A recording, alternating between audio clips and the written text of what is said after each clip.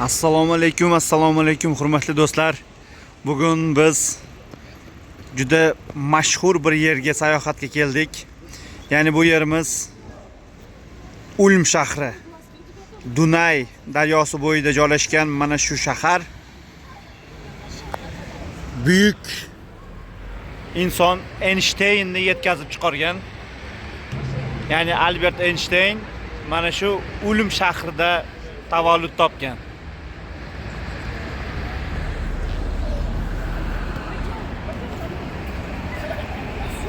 Ulm shahri do'stlar. Bugun biz bu yerda sayohat qilamiz. Juda go'zal yerlarni sizlar bilan birgalikda ko'rsataman. Ya'ni do'stlar, ma'lumot sifatida aytib o'tishim kerakki, Ulm shahri Dunay daryosida joylashgan va mana shu Baden-Württemberg shahrining asosiy qismlaridan biri hisoblanadi. Do'stlar, bu yerda Ulm shahri o'zining ya'ni cherkovi bilan mashhur. Bu yerda dunyodagi eng katta cherkov joylashgan. Ya'ni bu cherkov 2025-yilgacha eng baland cherkov edi. 2025-yilda esa Sagrada Familia deb atalgan Barselonadagi katta cherkov bor. U yerni ham borib ko'rganman.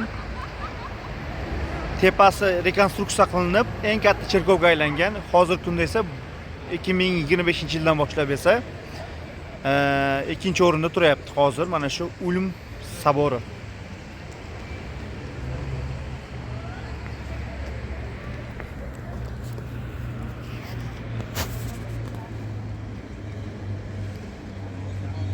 Mana shu qarshingizda turgan mana shu Ulm cherkovi hisoblanadi.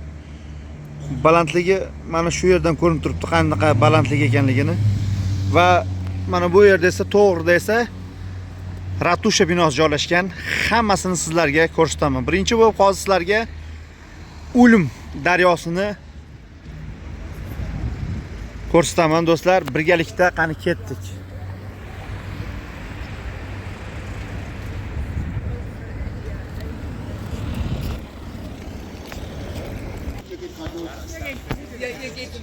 Bu yerda kelar ekanmiz, shaharda bu yerda plan turibdi. Ya'ni qayerda nima joylashgan. Ajoyib. Biz esa davom etamiz do'stlar.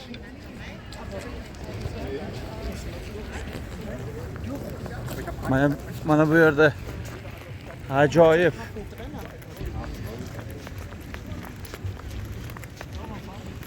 memoriya obidani ko'rib qoldim.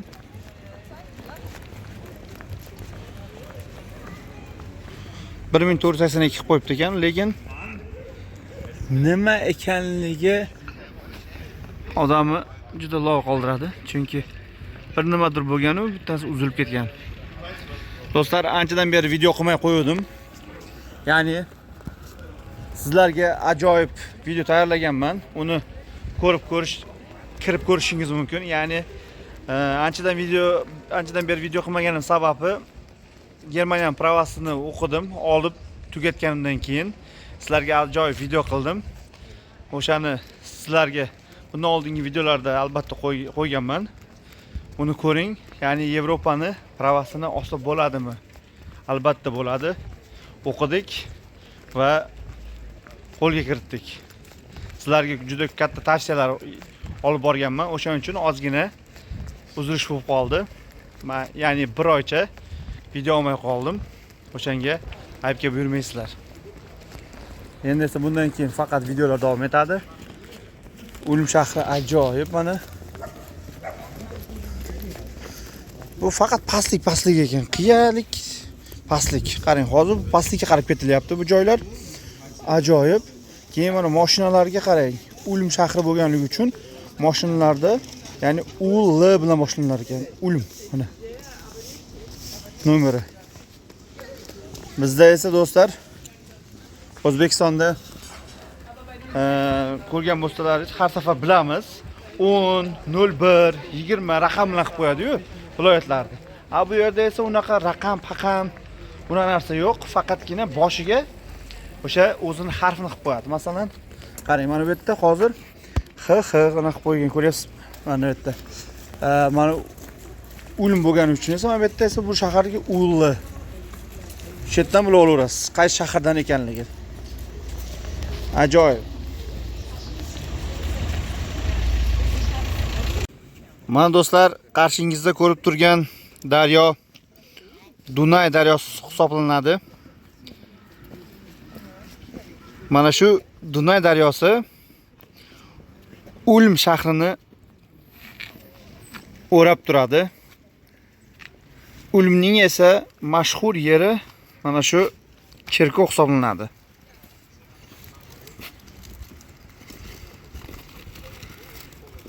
Turistlar juda ham ko'p mana shu yerga tashrif buyurishadi. Ajoyib. Yana bu Ulm shahrini zo'r tomonlardan biri Ulm boya aytganimdek Baden-Württemberg viloyatida joylashgan bo'lsa, mana shu Dunay daryosi orqamizdagi Baden-Württembergni Bavariya bilan ajratib turadi. Tomosha qiling. Ajoyib, mana shu daryo, ya'ni mana bu uylar esa mana hammasi narigi tomonda, ya'ni Bavariyada joylashgan. Bavariyani territoriyasi hisoblanadi, ya'ni Bavariya viloyatini. Xuddi bizda Toshkent viloyati, keyin esa Toshkent viloyati boshqa bir tomondan, ya'ni sharq tomondan vodiyni bog'lab turadi. Qolgan tomondan esa, ya'ni g'arb tomondan esa bu yog'i Sirdaryo ketgan. Xuddi bu ham mana shunday. Ajoyib. Do'stlar, juda ham ko'prik zo'r qilingan, ya'ni ustida ko'prik, pastdan, ya'ni ko'prik deb pastdan odamlar tomosha qilib tursangiz ham bo'ladi. Juda ham chiroyli manzaraga, lekin gap bo'lish mumkin emas. Bu yerda esa ona bola mazza qilib Dunay daryosi bo'yida hordig'ini chiqarib o'tiribdi.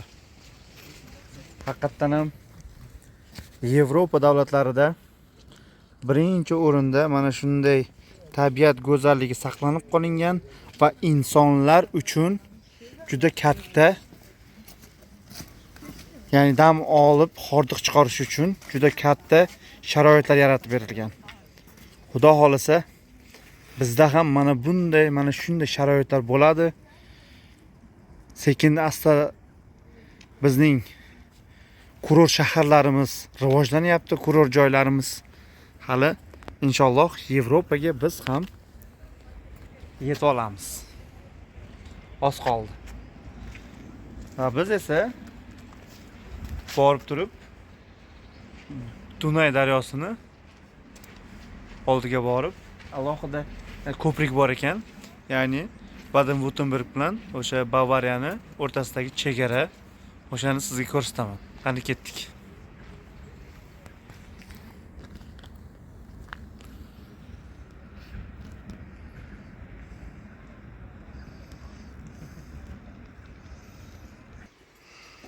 Bu shaharda yurar ekansiz, mana bunday zinapoyalik joylar juda ko'p ekan. Xuddi o'rta asr shaharlarini o'zi. Metzger-Turm, Ulm.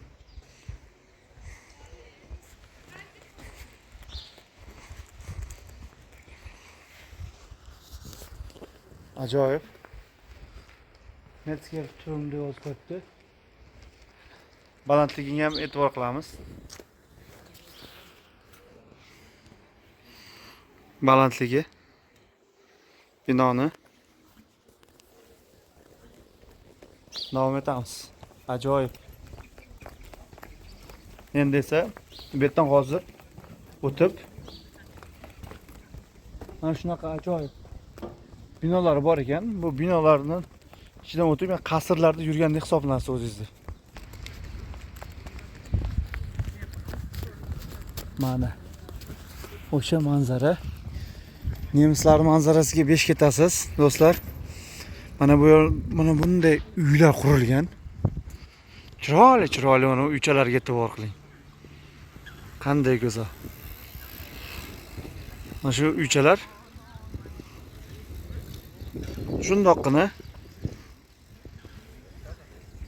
Dunay daryosi bo'yiga qaralgan.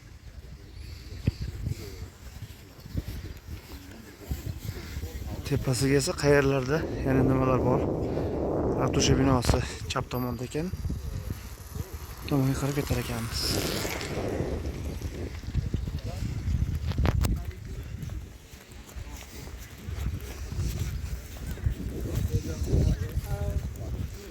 Hamma insonlar mana o'zining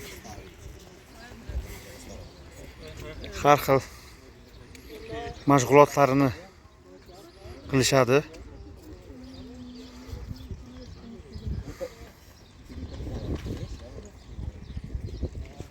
Bu yerda har bir millatdan juda ko'p ekan. Ya'ni ko'p ko'rganim turk va rus millatlarini ko'rdim, ya'ni rus tilida gapiradiganlarni.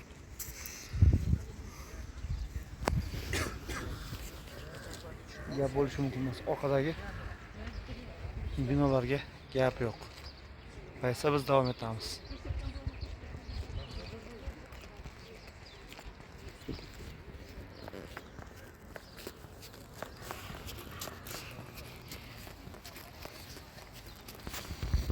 Dunay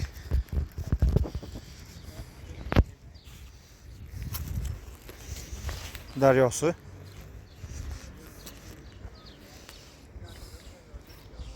ajoyib. Ana hozir ko'ramiz. Dunay daryosiga tushmaymiz-ku, lekin suvni ushlab ko'ramiz. Tushib ketmaylikda ish qilib. Hoppale, o'xti. Juda to'g'onchiq ekan. Ajoyib. Suv sovuq.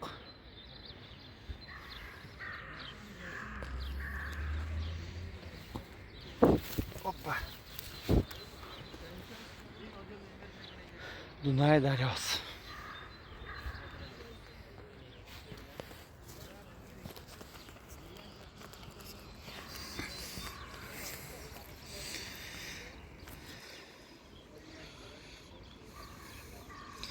Mer eller als Donau deb qo'yibdi mana. Bu yerda tarix yozilgan. Qachongacha nima bo'lgandi? Ajoyib. Buni o'qirgansiz do'stlar? Hamma ma'lumotlar bor. Qayerda nima borligini, nima bo'lgan bu Dunay daryosi bo'yida.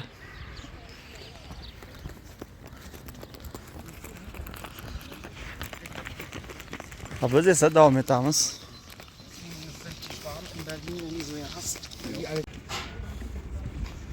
Mana do'stlar,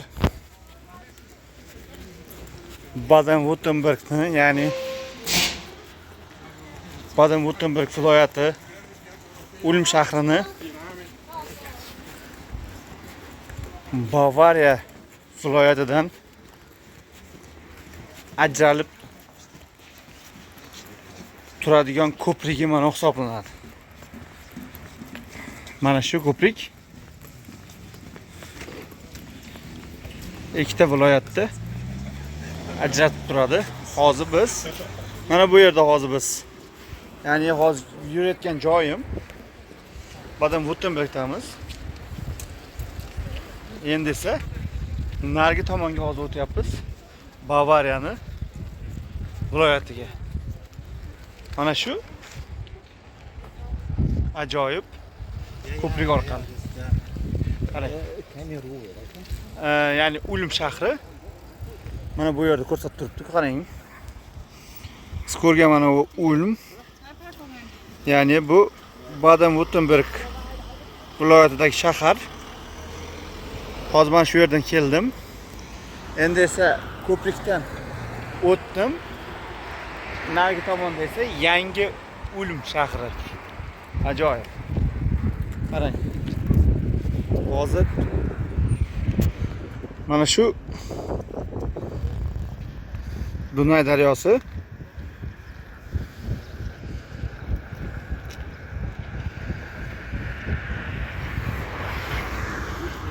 Bu hududni ikkiga ajratib turadi.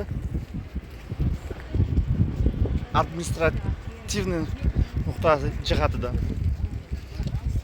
Mana endi esa Bavariyaga kiruvchi, Bavariya viloyatiga kiruvchi yangi Ulm shahri. Qarang. Neue Ulm. Hochschulstadt deb qo'yibdi.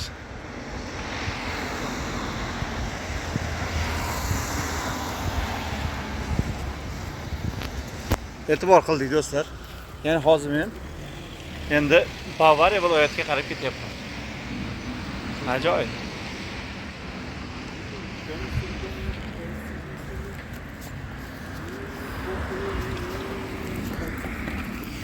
Bu tomonlar esa Bavariya viloyati.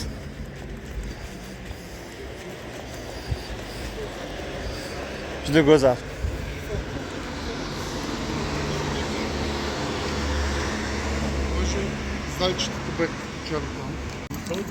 Va do'stlar, biz Bavariya viloyatiga kiruvchi yangi Ulm shahriga bormaymiz. Biz Ulm shahrini o'zini sayohat qilamiz. Ya'ni bu yerda do'stlar yangi Ulm shahri keyinchalik qurilgan. Bizga esa eng tarixga boy bo'lgan shahar mana shu Ulm, haqiqiy Ulmga boramiz. Ya'ni Einsteinning mashhur shahri. Va biz esa sekin orqaga qaytaveraylik. Ajoyib. Orqamda uzun, baland bo'lgan cherkov qad ko'tarib turibdi. Sizlarga o'sha yoqqa borib ham video qilamiz. Ya'ni mana shu o'sha mashhur cherkov. Balandligi bo'yicha hozirgi kunda ikkinchi o'rinda turuvchi cherkovga birgalikda boramiz. Biz esa orqaga qaytdik. Zo'r do'stlar, bu Ulm shahriga borib bugun mazza qilamiz.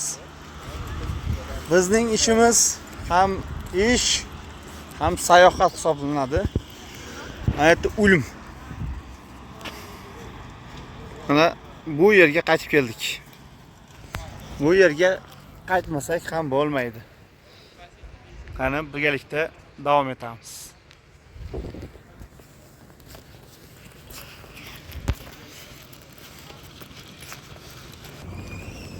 Shaharlarga e'tibor bering.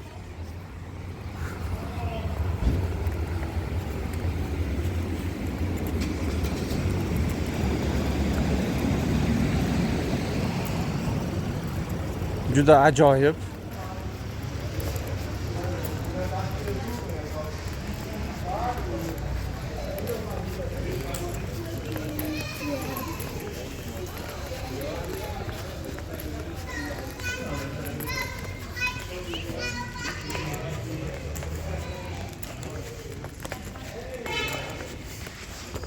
Bu shaharda do'stlar bugun shanba bo'lgani uchun, ya'ni aytib o'taman, bugungi sana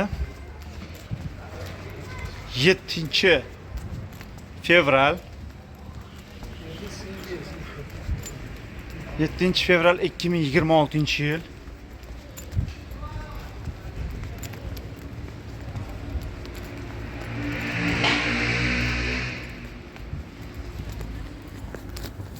Olomonlar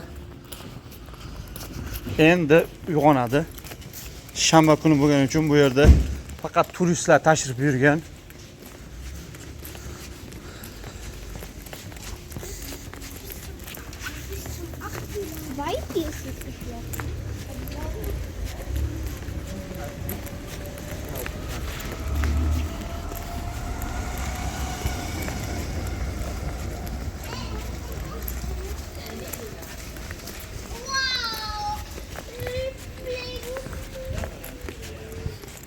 Birgalikda bugun Ulm shahrini ziyorat qilamiz do'stlar.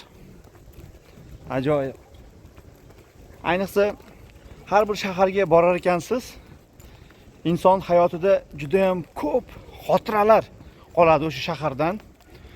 Ya'ni 2026-yilni, ya'ni bugun endi birinchi sayohat qilayotgan kunim. Sababi uyda bo'ldim. Uyga borib mazza qilib dam olib keldim. Mana endi esa hozir 7-fevral bugun 2026-yil. Birinchi 2026-yildagi birinchi sayohatim bu Ulm shahriga bo'lyapti. Ilohim sizlarga ham ana shunday shaharlarga kelib dam olish baxti nasib etsin.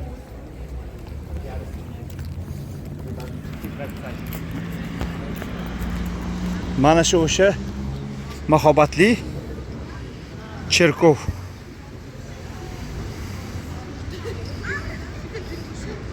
Ulmer Münster deb ataladi.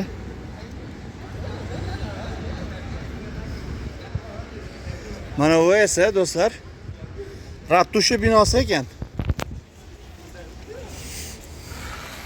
Ya'ni shaharni hokim boshqaradigan yeri. Mana Ulm Rathaus deb yozib qo'ygan ekan. Biz boya shuni oldidan o'tib ketib, nima ekanligini bilmasdan yana kelaveribmiz.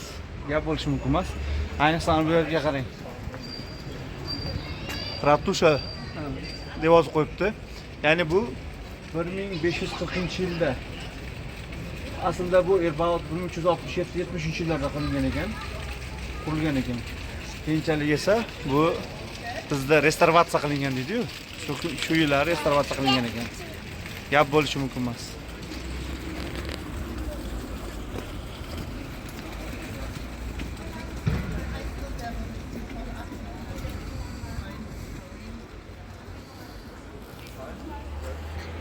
Ajoyib. Davom etamiz. Tashqi ko'rinishini yana bir bor sizlarga ko'rsataman. Hamma kelar ekan mana shu qismga, joyga. Ya'ni Ulm shahrining asosiy 3 ta yeri bor ekan do'stlar. Birinchi yeri o'sha mashhur orqamizda qarab turilgan mana bu yerdagi cherkov. Eng baland ekan. Balandligi bo'yicha dunyodagi hozirgi kunda 2-o'rinda. 2025-yilgacha esa 1-o'rinda turgan ekan. Yana ikkinchisi esa Dunay atrofi va uchinchisi esa mana shu mashhur Ratusha binosi ekan. Ajoyib bo'lgan narsangiz bu yerda Hindistonlarda, ya'ni restorani bor ekan, hindlarni. Mana bu yerga qo'yib turib, ya'ni raqsga tushayotgan Shiva va mana bu esa yonidagi mana bu filsimon Ganesha qo'yib qo'ygan ekan. Sizlarga esa mana bu yerdan hozir yaxshilab Ratusha binosini ko'rsatmoqchiman.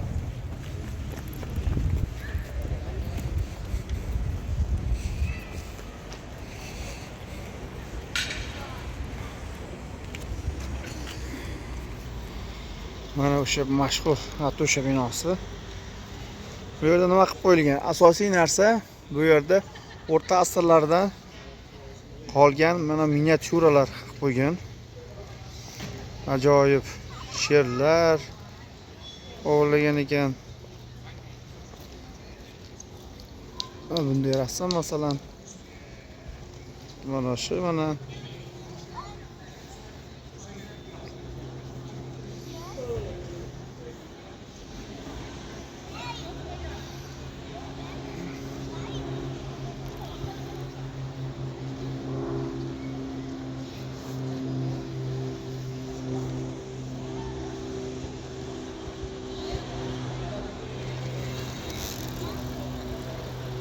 va bu Ratushaning teparoq tomonda esa mana bunday soati bor ekan.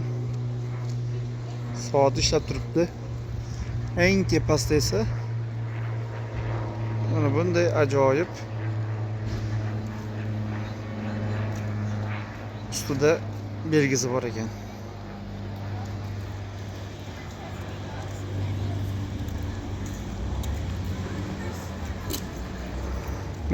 Mana shu do'stlar, Ulm shahrining ratusha binosi, ya'ni mana shu yerdan turib Ulm shahri boshqarilar ekan. Ajoyib. Allohga shukr, ko'rdik hammasini. Mana bu yerda esa to'liq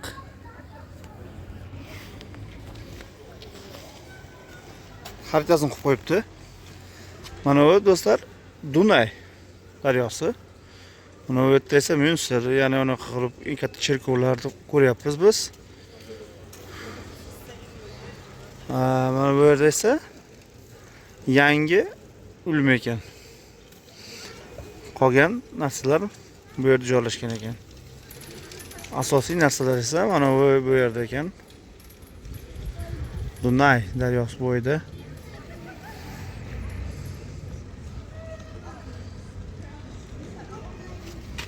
Biz esa shunchalik ham Noy Ulm Dunay hammasini ko'rdik. Yangi Ulmga bormaymiz. Biz esa mana shu yerga keldik. Tomosha qilamiz endi. Endi boradigan joyimiz mana shu cherkovda yoni qoldi. Yaqindan borib ko'rish. Shun bilan esa videomizni tugatamiz. Videomizga xotima yasaymiz.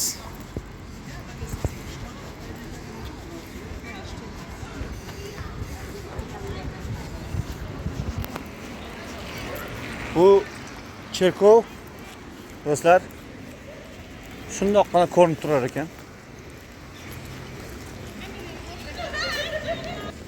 Gap bo'lishi mumkin emas, mashinalar yo'l beryapti. Hatto peshxod chizilmasa ham boyagi Ulm degan yozuv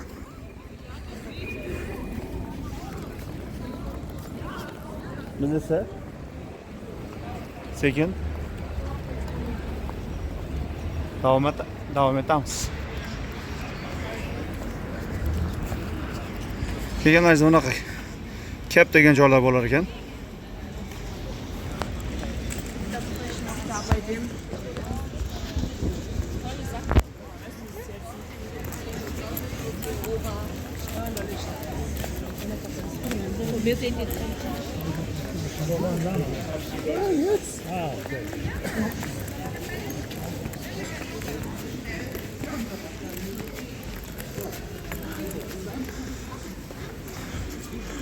Ulm shahrining hamma yeridan cherkov ko'rinib turar ekan.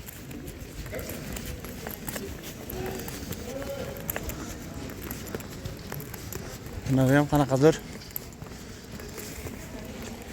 madaniyat markazi ekan.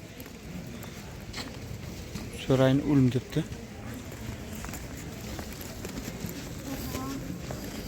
Mana cherkov. Juda ham katta ekan. Bu tomonning ko'rinishi. Qarang, haqiqatan ham dunyodagi eng baland degib 2025-yilgacha aytilmagan bejiz emas ekan. Bu to'g'ri oxirgacha tushib ketgan ekan. Mana bu yerda alohida bir maqbaraga o'xshagan joy bor ekan. Bu yerda maqbara desak maqbaraga o'xshamaydi, lekin cherkovda oldida joylashgan ekan.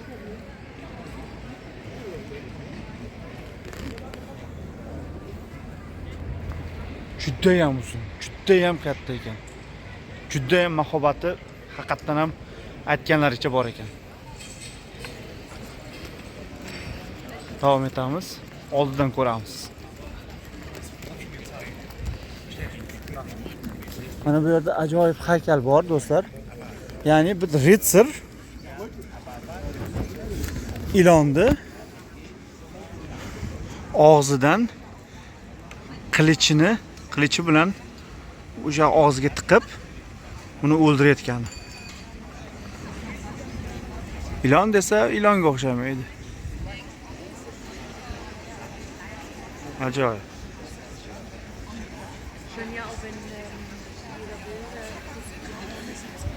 Juda chiroyli. Aynan mana shu joyda odamlar o'ziga qulay qilib olibdi. Ya'ni yonida esa chiroyli qilib mana shu kafe, restoran qo'yib qo'yibdi. Bu yerda eng zo'r chiroyli yerlarda insonlarga, ya'ni o'tirib, o'sha yerga qarab, hordiq chiqarib, ko'filarni ichib yoki biror bir boshqa bir ovqatlarni yeb, o'sha yerga qarab o'tirish uchun juda ham zo'r joylar qilib qo'yishgan. Haqiqatan ham juda go'zal. Registon maydonini, ya'ni Registonda ham biz ham xuddi mana shunaqa qilib qo'ysak, ichida qanday bo'lar ekan?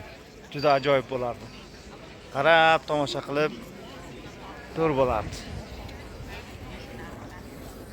Mana endi do'stlar, ko'rdik mana shu joyda. Endi esa davom etamiz.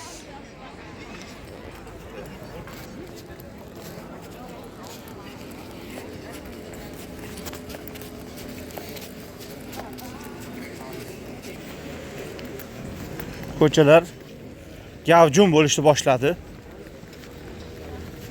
90% insonlar turist bo'lib kelishgan.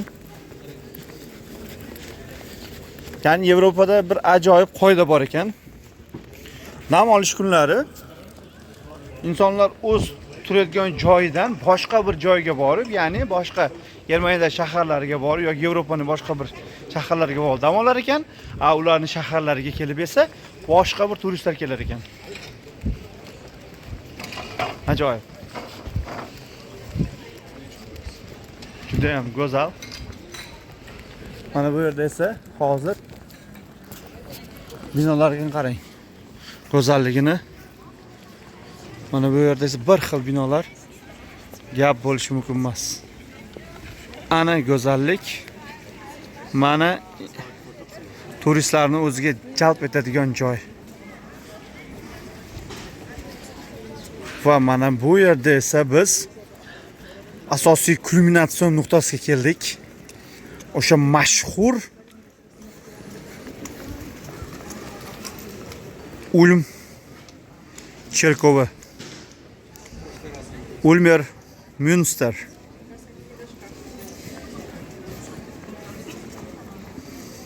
Gap bo'lishi mumkin emas.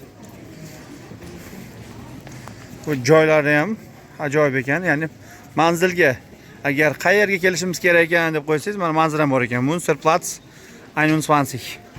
21.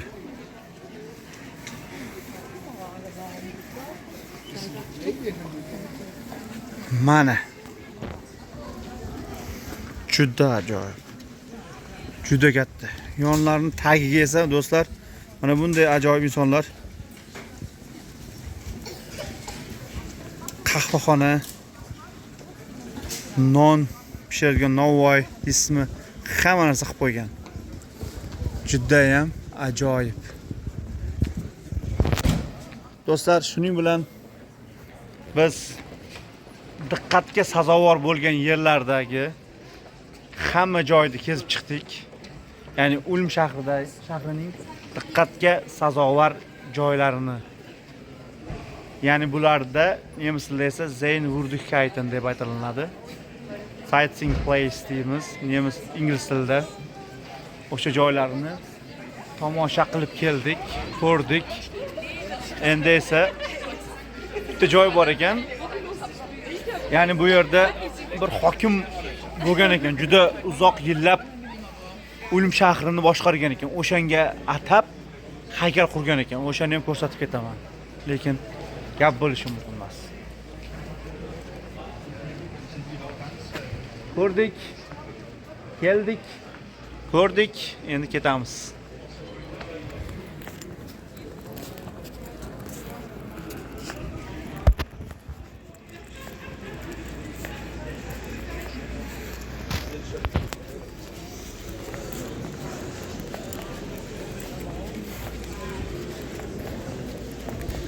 Mana ayniqsa har bir Yevropaning shahrida bo'lgani kabi, mana bu yerda ham do'stlar, shanba, yakshanba kuni insonlar ishdan charchab, mana bunday mazza qilib do'stlar davrasida mazza qilib o'tirishadi. Do'stlar davrasi juda ham go'zal.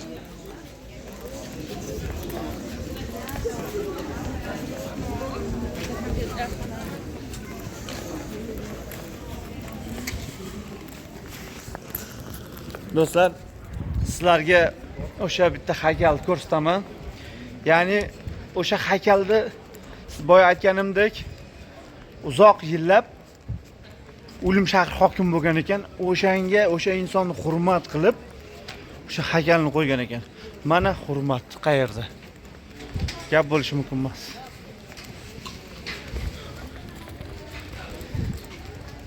Ajoyib.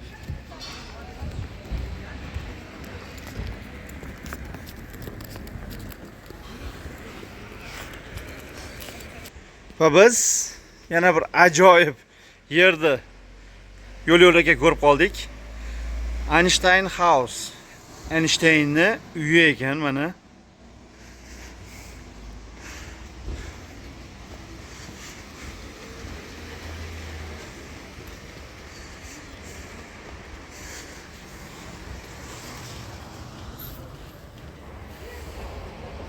Mashhur Einstein tug'ilgan yerda ham topdik.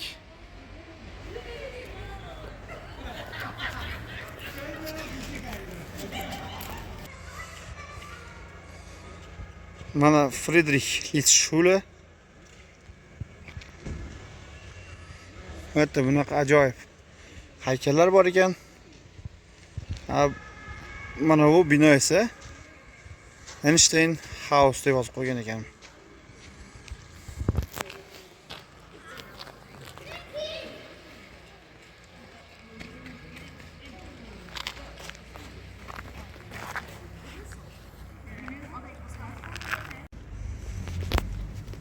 Do'stlar, manzaraga e'tibor bering.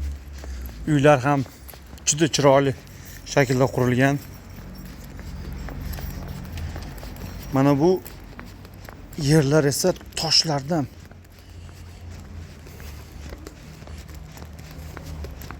Qurilgan va yillab mana shu xizmat qilyapti.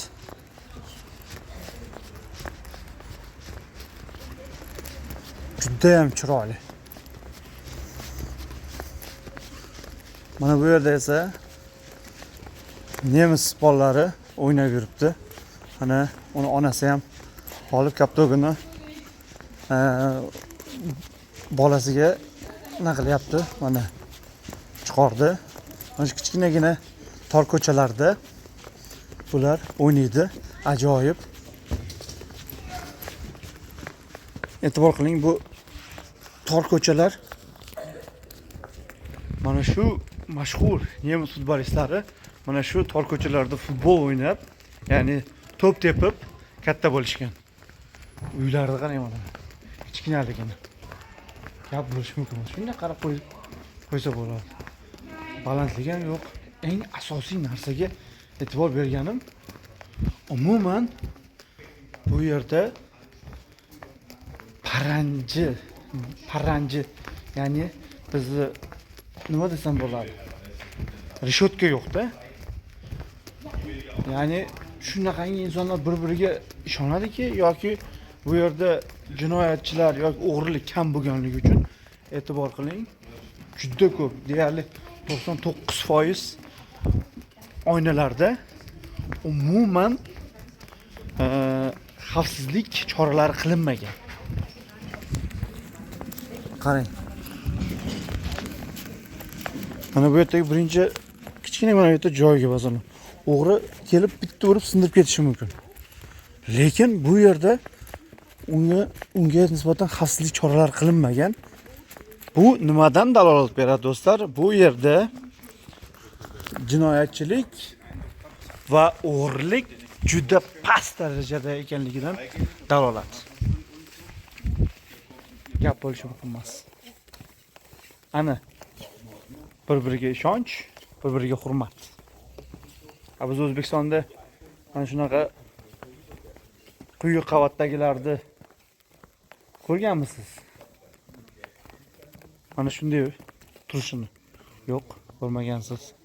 Mana bu yerga qarang do'stlar, ajoyib joy ekan. Ya'ni g'ishtdan qurib qo'yib, eski unaqa ajoyib joy ekan. G'ishtdan qurilgan ekan. Va biz esa hozir ajoyib bir yerga kelyapmiz. Mashhur bir yerga.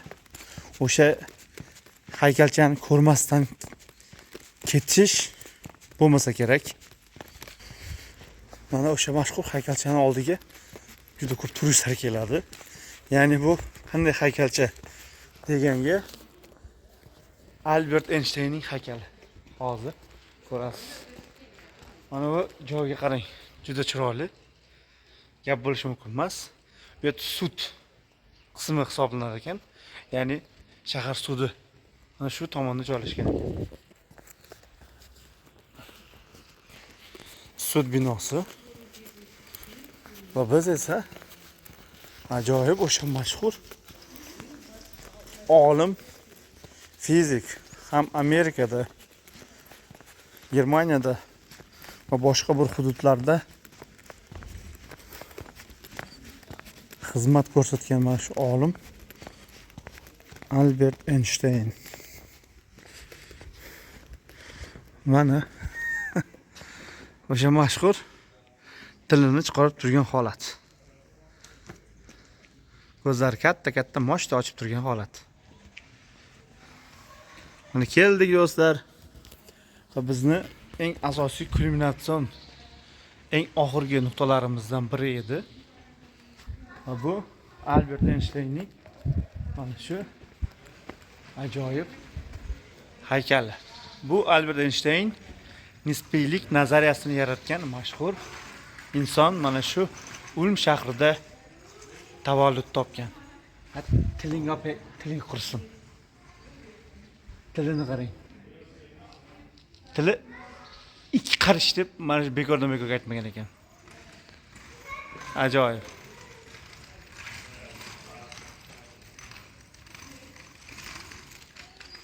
Gap bo'lishi mumkin emas.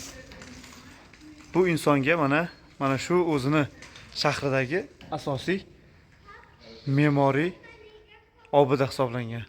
Ya'ni mana shuni qurib qo'yibdi.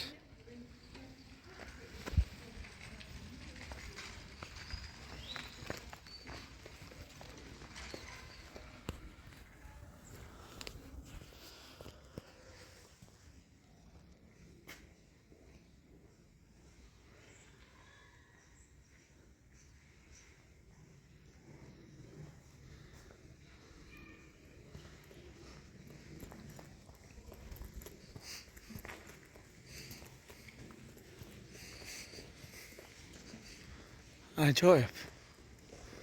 Dumaloq qilib qo'yib qo'yibdi. Gap bo'lishi mumkin emas. Shuning bilan do'stlar, bizning Ulm shahriga bo'lgan sayohatimiz nihoyasiga yetdi. Allohga omonatsizlar. Bundan da zo'r videolar, sizlarga foydali bo'lgan videolar chiqarishda davom etamiz. Sog' bo'linglar.